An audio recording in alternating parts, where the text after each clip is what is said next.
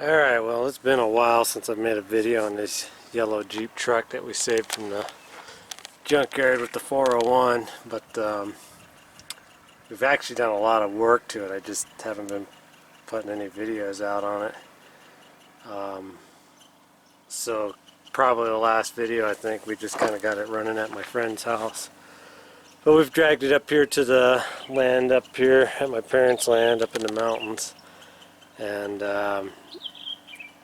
we've had everything working pretty good on it, but we could never bleed the brakes all the way because that bleeder valve is broke off on this wheel. The other ones are fine, we got them all loose, so I'm going to try to put a new wheel cylinder on it. And we've fixed the carburetor. The carburetor was really dirty, so we cleaned and rebuilt the carburetor, put new plugs in it, and switched out the interior, which I'll show in a minute. Got the heater working and stuff like that because it's really nice today. It's about 50, but it's going to start snowing here in the next couple days.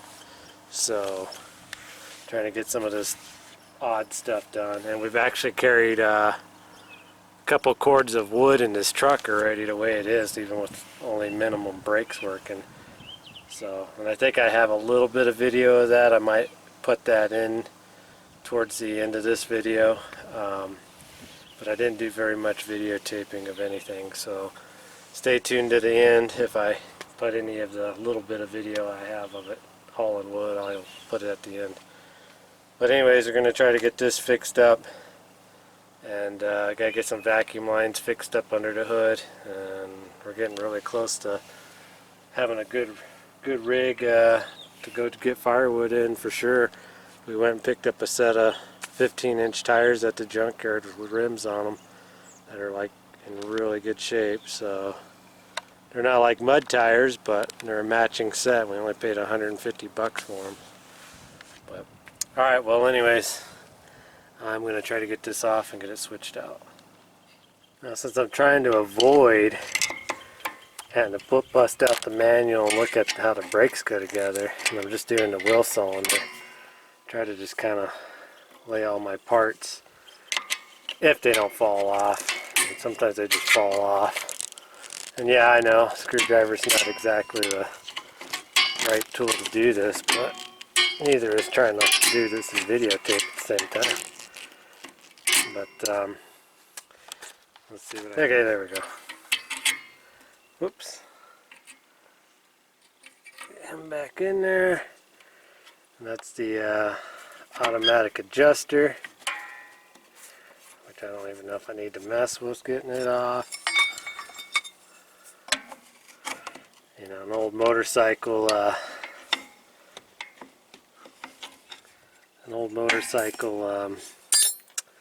wheel tire spoon is probably not the right choice either. But like I said, we're up here in the mountains, don't have a whole lot of tools to choose from.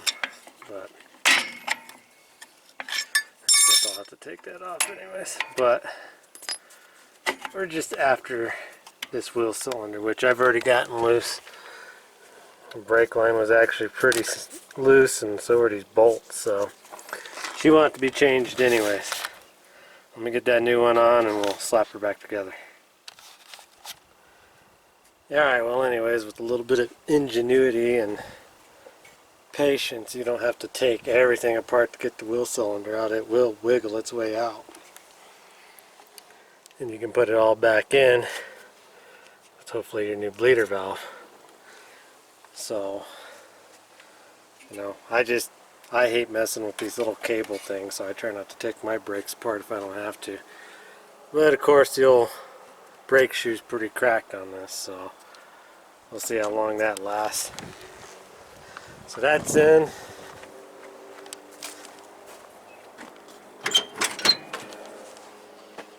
Like I said, I put the interior out of the Dragoneer in it.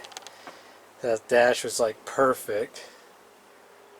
The seat, door panels, steering wheel, stuff like that. And the interior in this Jeep was really crummy.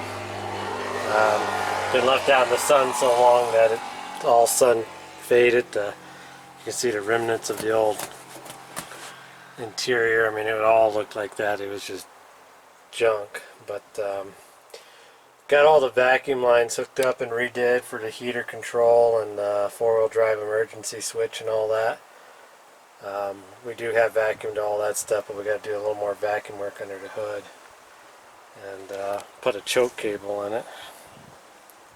And probably going to try to rebuild that. I think they call those Autolite 4100s or something, or the carburetors of 4100. I don't remember exactly. Or an Autocraft or something. I think it's a Ford product. But we're going to try to rebuild that carburetor eventually for this truck. We got that Holly on there that we rebuilt for temporary use. But anyways, I'm going to get this wheel put back on and we'll do a little work under the hood. But we're going to load up some trees today in it, even though these tires are all dry rotted. So it's firewood day. We're going to put it to work a little bit and see what happens here.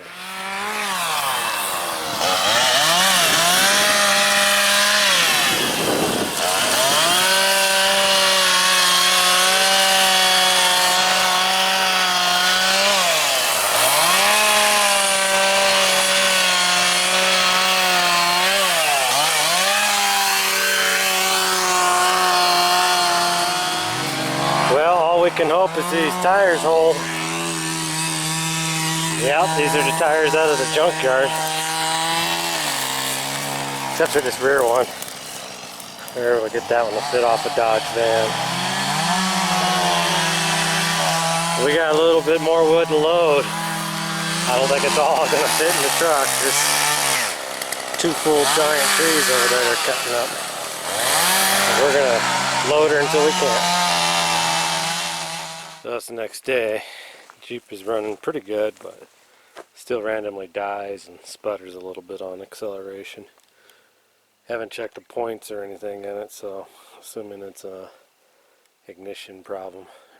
Idle's fine, just put it in drive and stuff, it kind of acts up. And that tire did go flat, and we aired it up yesterday.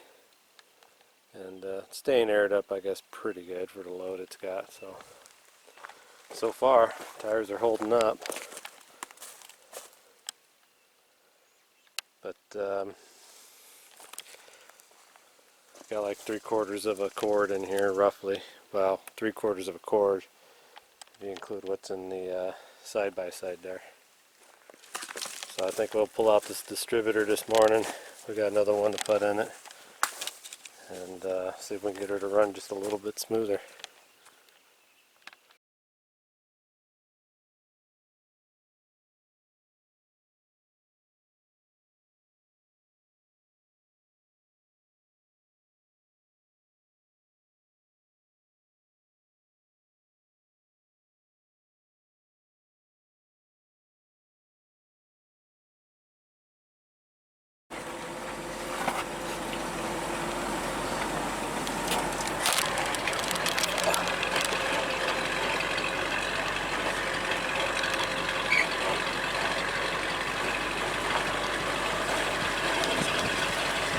I don't know why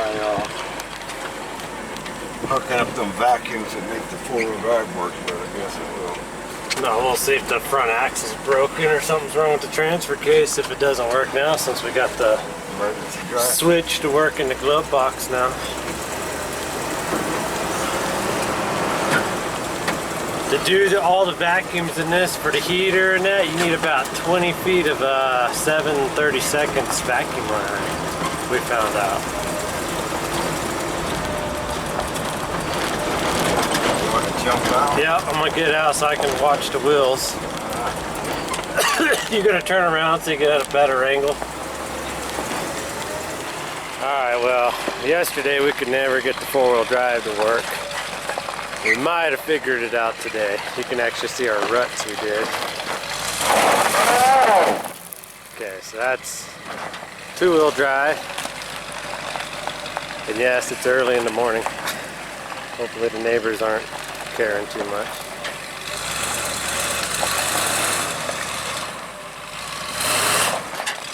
Well, looks like it's working now.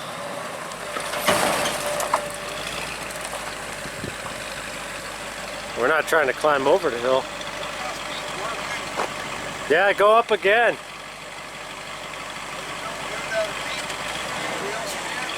I don't know. Try it.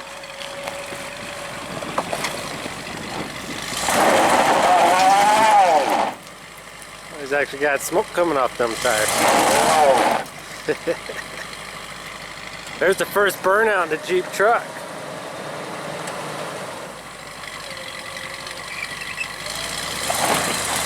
There we go.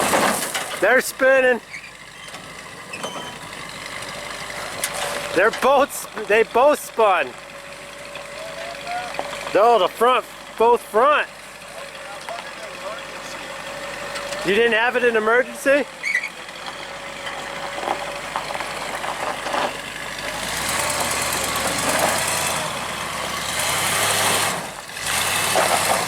For those of you who don't already know this, that's my dad driving. He's not very good with the camera he fills, so that's why I'm not here videotaping.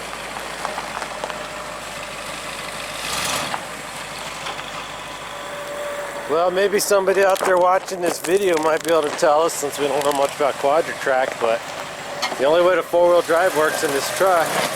Oh, well, it's working now. It spun. Okay, well now it's working. We've been having these problems where if you're just in regular drive, the front wheels won't work unless you have it in emergency lockout, so that's kind of weird. Maybe somebody out there can explain that to us, but they seem to work now, so. This one spin. When I go up, we'll see if it'll spin. It's not an emergency.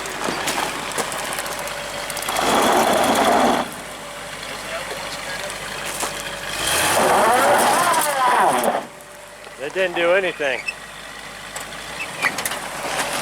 I wonder if our transfer case or something has low on oil.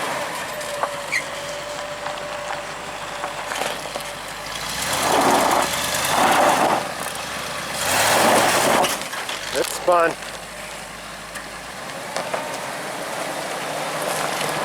Alright, well anyways.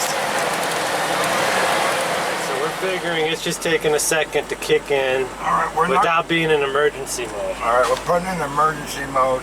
It should be hard to turn. We don't want to turn it and break an axle, but it's supposed to be hard to turn. Well, I can't tell. That's Yeah, it's got power steering. Yeah, I guess. Well, I heard even with power steerings, they're hard to turn. And my side-by-side, when I lock it in all four wheels, you can't hardly turn it.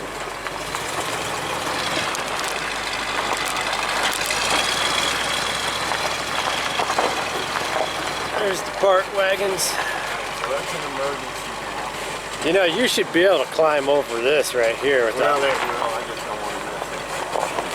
Oh yeah, that's right. We got our gas tank thing kind of messed up. Yeah, it's spinning this tire here. I can hear it.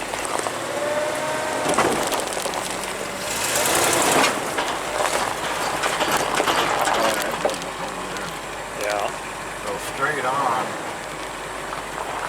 So I guess the front wheels are locked together in this truck. You know, if that low range worked and you think, I bet it climbed that. Oh, it'll climb it now. I just don't want to drag that yet. Alright, so it's all working good. Take it out of emergency. Well, hang on. Where's the light? Back up maybe? There's the emergency light. Did you take it out? I did, but it's not working. It's stuck in emergency. We must have pulled the vacuum line off. Alright, well, let me check. Try that again. Okay. Alright, false alarm. It's in emergency. I had it in reverse and I backed up. And then I tried to take it out of emergency. It wouldn't go out. Put it in neutral and it went out. Alright, so we're not very quadratrac smart. Well, here's all the operations. Yeah, we don't read operations. That doesn't mean anything. That's overrated. All right, anybody come on? I won't get in a fight with me. No. What do you mean? Why would you get in a fight with the neighbor? I don't know. You said they almost hit them last night. That's because they were driving 100 mile an hour. Drive down the road just a little bit and turn around. Shit driving like that. Yeah, I don't want to make all those tracks because I know that people will be trying to climb on my property. Well, that's going to do it on this video. I guess if anybody knows anything more about quadratrac and wants to school us on it, feel free, because we don't know that much about it. I had one back in the 80s, but it all worked perfect, so I didn't have to know anything about it. But I guess it's working as it should. It just takes a little bit longer if you're not in emergency lock for that front end to lock together. But we messed with it, what, 30 minutes yesterday, and we could never get it to spin the front tires. So, but I had to hook up and fix all the vacuum lines on the transfer case today. So maybe those have to be working for the four-wheel drive to work. I don't really know. But anyways, as always, thanks everybody for watching. And there'll be more videos on this Jeep.